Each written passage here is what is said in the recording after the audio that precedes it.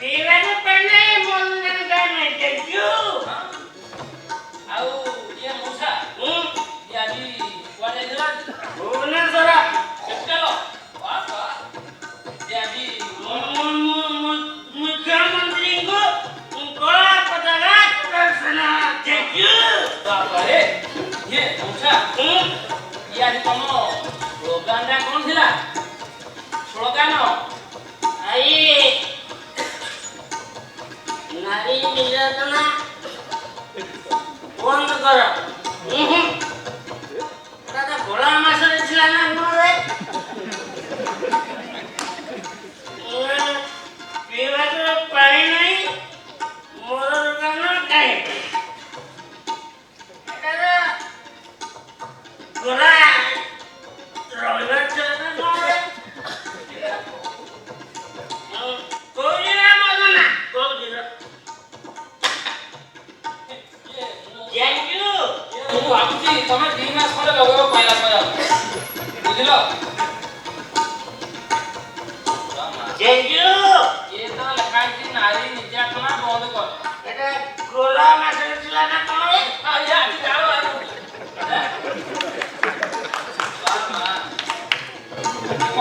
ପତ୍ର ସବୁ ସାଇତିଛ ପିଇବାକୁ ପାଣି ନାହିଁ ମଦନା ଗୋଲା ରହିବାର ଥିଲା ନା କଣରେ ଆଉ ମଉସା ମତେ ଦେଖାଉନା ମୋ ମୁଣ୍ଡ ଖରାପ ହେଇଯିବ। ମଉସା ଇଏ ସେଦିନ ତମେ ନିଧି ମଉସା ରଥରେ କହିତେ ଯାଉଥିଲ ଏଡ୍ସ ରୋଗ 4ଟା କାରଣ ଇଏ କ'ଣ ଦେଖିବା କହିଲ 4ଟା କାରଣ କ'ଣ କ'ଣ ବାହାଦୁର ମାରୁଥିଲ? ଇଏ ନିଧି ମଉସା ରଥ ଶୁଣ ଏଡ୍ସ ରୋଗର 4ଟା କାରଣ ଶୁଣ ଦେଖିବା କହିଲ। ଏଡ୍ସ ରୋଗ 4ଟି କାରଣରୁ ହୁଏ ମଦନା କୁହ ଦେଖିବା କହିଲେ ଜାଣିବି ଠିକ ଲୋକ ମଉସା ଜାଣିଛୁ କୁହ। ସେ ମା ଠାରୁ ଶିଶୁକୁରେ ମଦନା ଠିକ ଜାଣିଛୁ ଠିକ 1 ନମ୍ବର ଦୁଇ ନମ୍ବର ଛୁଟି ମଦନା ଟିକେ ସଂଶୋଧନ କରିଦେଲେ ହେଇଯିବ। 3 ନମ୍ବର ରକ୍ତ ବଢିଆ ମଦନା ପରଫେକ୍ଟ ମନେ ଅଛି। ହଁ 4 ନମ୍ବର ତାର ପ୍ରତିକାର ଅଛି ନା ମଦନା ମୋର ମନେ ପଡିଗଲା 3ଟା କହିଦେଲା ସଫିସିଏଣ୍ଟ ମୋର ପୁରା ମନେ ପଡିଗଲା ବୁଝିଲ?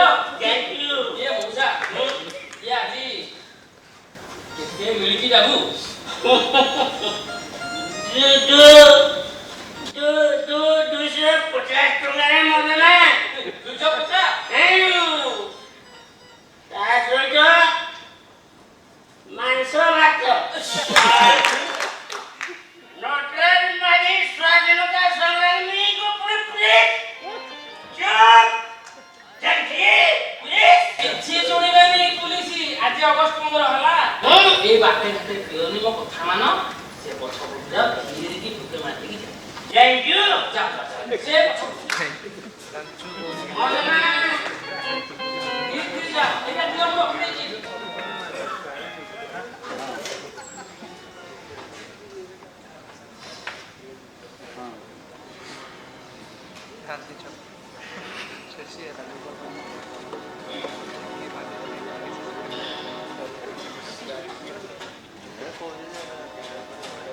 ये मौसा धीरे धीरे सुनो सुनो धीरे धीरे वो बहुत ही सुनो बोली ଜାଣିଛୁ ये तमे एका जाई पायो घरକୁ କି ଛାଡିବ ନଟରାଜ ମାଝୀ ସ୍ୱାଧୀନତା ସଂଗ୍ରାମୀ ଇଲା ଜାଣିଛୁ ମାଲ ଫୁଟାଣି ये मौसा ଛାଡି ନେବି ନା ଯାଇ ପାରିବ ଜାଣିଛୁ ନଟରାଜ ମାଝୀ ସ୍ୱାଧୀନତା ସଂଗ୍ରାମୀ ଜାଣିଛୁ ଯା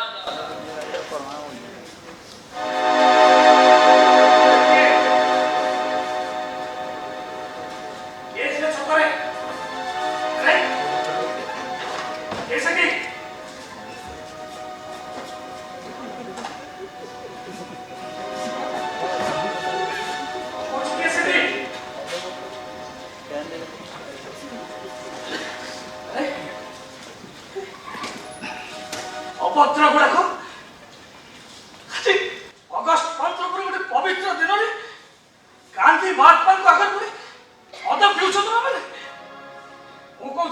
ବାହାରି ଆସ ବାହାରି ଆସ କହୁଛି।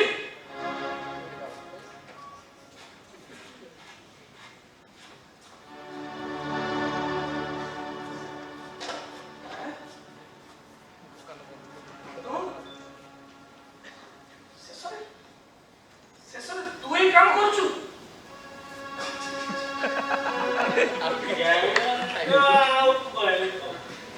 ଜାଣିଲି ମାନେ ତୁ ଭୁଲ କର ମୁଁ ଜାଣି ଜାଣି ଭୁଲ କରୁଛୁ ତୁ। ଆରେ ଭୁଲି ଯାଉଛୁ ତୁ। ତୁ ବି ଜଣେ ସ୍ୱାଧୀନତା ସଂଗ୍ରାମୀ ଥିଲୁ। ଗାନ୍ଧୀ ମହାତ୍ମାଙ୍କ ଡାକରରେ ବାନର ସେନାର ଆଗରେ ତୁ ଚାଲୁଥିଲୁ। ମଦ ବିରୋଧରେ ତୁ ଆନ୍ଦୋଳନ କରୁଥିଲୁ।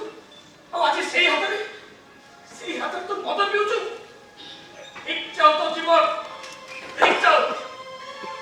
ହଁ ମୁଁ ସେଇ ନଟରାଜ ମାଝି।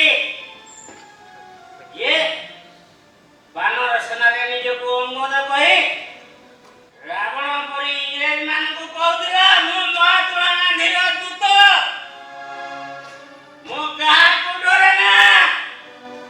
ମୁଁ ସତ୍ୟାଗ୍ରହୀ। ମୁଁ ସଂଗ୍ରାମୀ।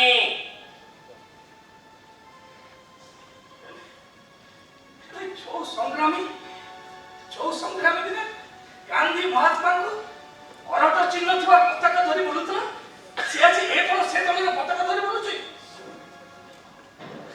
କାହିଁକି ଏମିତି ହେଇଗଲୁ ରେ ତୁ?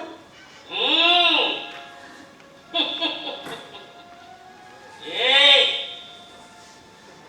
ଆମେ ସ୍ୱପ୍ନ ଦେଖିଥିଲେ ନା ସ୍ୱରାଜର ମହାତ୍ମା ଗାନ୍ଧୀଙ୍କର ରାମ ରାଜ୍ୟ। କାହିଁ ଗଲା ସେ ସ୍ୱପ୍ନ? କାହିଁ ଗଲା ସେ ସ୍ୱପ୍ନ?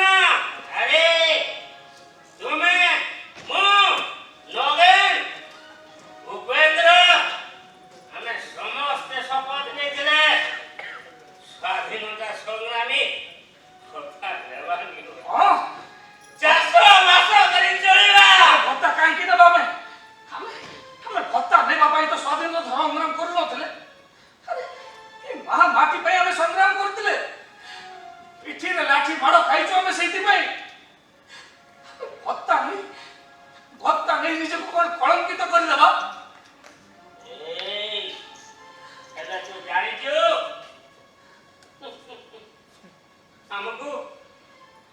ଆମକୁ ଇଂରେଜ ହାତରେ ଧରେଇ ଦେଇଥିବା ବିଜୟ ପାତ୍ର ଏବେ ସଂଗ୍ରାମୀ ଭତ୍ତା ନେଉଛି ଭତ୍ତା। ଆଉ ସେ ବେଇମାନ ଇଂରେଜର ଚମଚା ରବି ମିଶ୍ର ଏବେ ଏ ରାଜ୍ୟରେ ଖଣି ମନ୍ତ୍ରୀ ବାହାରେ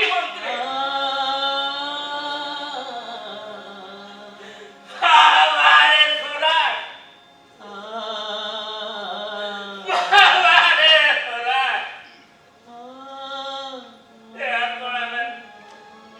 ସ୍ୱପ୍ନ ଦେଖିଥିଲେ।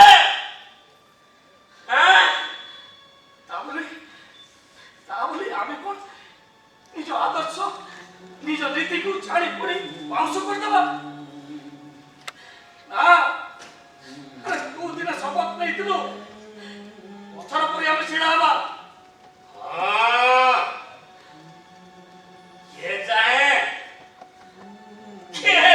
ତାର ଆଦର୍ଶ ସ୍ୱାଭିମାନକୁ କଳଙ୍କିତ କରିବାକୁ ମୁଁ ବି ଚାହିଁନଥିଲି। ପଥର ଉପରେ ଛିଡ଼ା ହେବା ପାଇଁ ଚାହିଁଥିଲି। ହେଲେ ଯେଉଁଦିନ ମୋ ପୁଅର ଟ୍ରକ୍ ଆକ୍ସିଡେଣ୍ଟ ହେଇଗଲା ଡାକ୍ତରଖାନାକୁ ନେଲି। ଡାକ୍ତର କହିଲେ 50,000 ଟଙ୍କା ଦରକାର ହବ।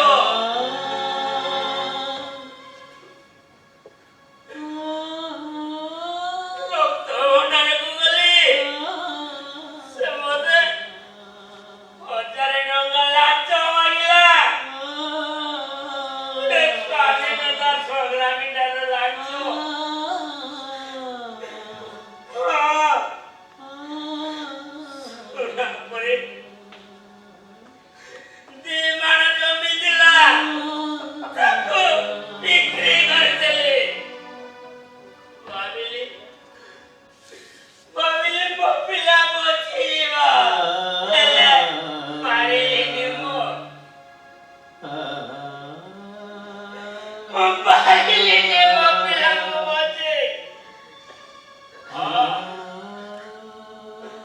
ମୁଁ ଆଜି ଏ ଦଳର ଖାଲି ସେ ଦଳର ପତାକା ଧରି ବୁଲୁଛି। କିଛି ନହେଲେ ନାହିଁ 200 ଟଙ୍କା ଖାଇବାକୁ ତ ମୁଠେ ମିଳିଯାଉଛି।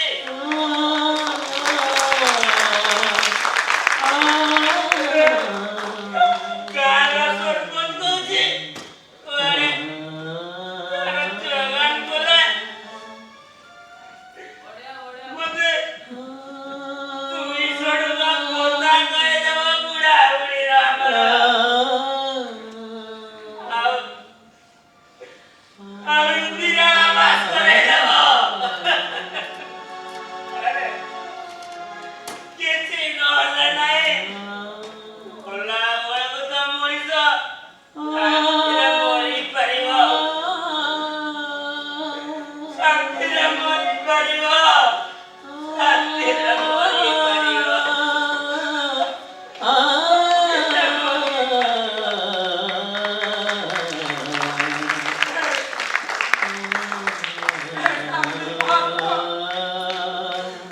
ଦେଖୁଛ ଗୋଟେ ସ୍ୱାଧୀନତା ସଂଗ୍ରାମୀର ଅବସ୍ଥା ଦେଖୁଛ ତମେ।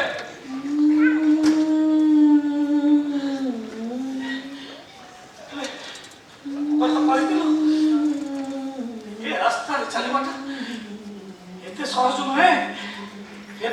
ନୁହେଁ।